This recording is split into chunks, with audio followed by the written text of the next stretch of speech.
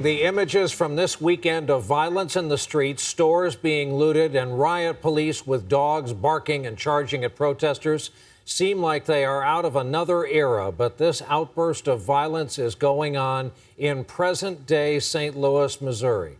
It all started with the fatal shooting by police of an unarmed black teenager. The FBI has now opened an investigation, but the shooting of 18-year-old Michael Brown has opened a wound in the community. The violence, which erupted in the anger following a candlelight vigil, has taken place in Ferguson, a suburban St. Louis, and we begin tonight with NBC's John Yang. John, good evening. Good evening, Brian. This is what a lot of businesses in this neighborhood look like. This tire store, about $100,000 in losses. It's the same all up and down this main drag here in Missouri. And as sundown approaches, officials are fearful of another night of looting and violence. Don't shoot! Don't shoot! In Ferguson, Missouri today, more angry confrontations between protesters and police in riot gear.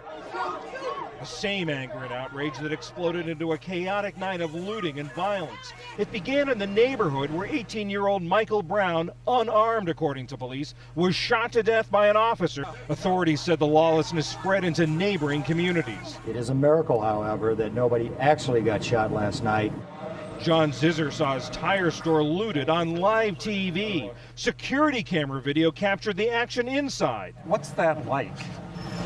It's pretty grim. You can't do anything. All you can do is take a deep breath and remember to breathe. Today, the FBI officially joined the investigation into Brown's shooting. Local authorities said the incident began midday Saturday when the officer encountered Brown and another young man on the street.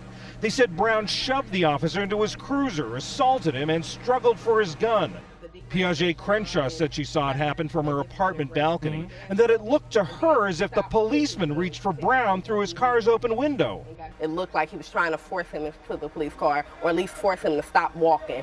Authorities said the struggle spilled out onto the street where Brown was shot multiple times. He's running this way. He turns his body towards this way, hands in the air, being compliant. He gets shot in his face and chest and goes down and dies.